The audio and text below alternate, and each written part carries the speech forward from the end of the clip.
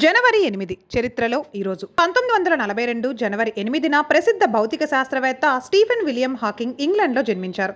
హాకింగ్కు 21 సంవత్సరాల వయసులో అమియోట్రోఫిక్ lateral sclerosis అనే వ్యాధి ఉన్నట్లు నిర్ధారణ అయింది. దీని కారణంగా ఆయన శరీరం క్రమంగా పనిచేయడం ఆగిపోయింది. ఆయన మరో 2 ఏళ్లు మాత్రమే బతుకుతాడని వైద్యులు చెప్పారు. కానీ అది జరగకపోగా ఆయన 76 సంవత్సరాలు జీవించారు. 1974లో హాకింగ్ తన అత్యంత ముఖ్యమైన ఆవిష్కరణ బ్లాక్ హోల్ థియరీ గురించి ప్రపంచానికి తెలియజేశారు. క్వాంటమ్ ఎఫెక్ట్ వల్ల బ్లాక్ హోల్స్ వేడిని వ్యాప్తి చేస్తాయని ఆయన చెప్పారు. హాకింగ్ ఎప్పుడూ చక్రాల కుర్చీలో ఉండేవాడు. ఆయన అనేక పరికరాల సహాయంతో తన మాటలను వ్యక్తపరిచేవారు.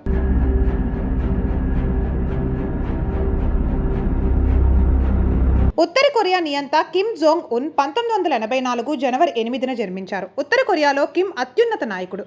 కిమ్ బేట్కు వంశం నుండి వచ్చారు. విశేషం ఏమిటి అంటే ఉత్తర కొరియాలో అత్యున్నత నాయకుడిగా ఎదగాలి అంటే బేట్కు వంశానికి చెందిన వ్యక్తి అయి ఉండాలి. ఉత్తర కొరియాలో ఇప్పటి వరకు 3 అత్యున్నత నాయకులు ఉన్నారు. వీరి రాజవంశానికి చెందినవారు. 2011లో తన తండ్రి మరణ అనంతరం ఉత్తర కొరియాలో కిమ్ జోంగ్ ఉన్ అధికారం చేపట్టారు. ఆయన తాత కిమ్ ఇల్ సంగ్ ఉత్తర కొరియాలో కమ్యూనిస్టు దేశాన్ని స్థాపించారు.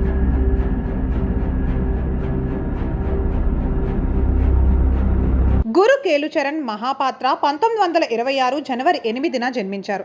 ఆయన ఒక ప్రసిద్ధ భారతీయ శాస్త్రీయ నృత్యకారుడు. ఇంకా ఒడిస్సీ నృత్యం ప్రతిభావంతుడు. ఒడిస్సీ నృత్యం అంతరించిపోయే దశకు చేరుకున్నప్పుడు కేలుచరణ్ మహాపాత్ర ఈ నృత్యాన్ని ప్రచారం చేయడానికి దేశవ్యాప్తంగా పర్యటించడమే కాకుండా ఈ నృత్యాన్ని అభ్యసిస్తున్న అనేక మంది శిష్యులను కూడా సిద్ధం చేశారు. గురు కేలుచరణ్ మోహపాత్రను 1988లో భారత ప్రభుత్వం కళల రంగంలో పద్మభూషణ్తో సత్కరించింది. ఆయన సంగీత నాటక అకాడమీ అవార్డు, పద్మశ్రీ కాళిదాస్ సమ్మాన్లతో కూడా సత్కరించారు. ఆయన గౌరవార్థం గురు కేలుచరణ్ మహాపాత్ర అవార్డుని ఏర్పాటు చేశారు.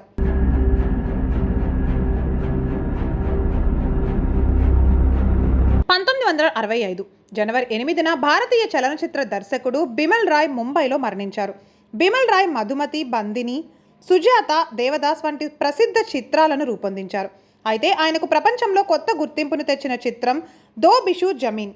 బిమల్ రాయ్ చిత్రం 1954లో కేన్స్ ఫిల్మ్ ఫెస్టివల్లో గౌరవించబడింది. 1958లో ఆయన తీసిన మధుమతి చిత్రం 9 ఫిల్మ్ఫేర్ అవార్డులను అందుకుంది. 37 ఏళ్లుగా ఈ రికార్డు ఆయన పేరులోనే నిలిచిపోయింది.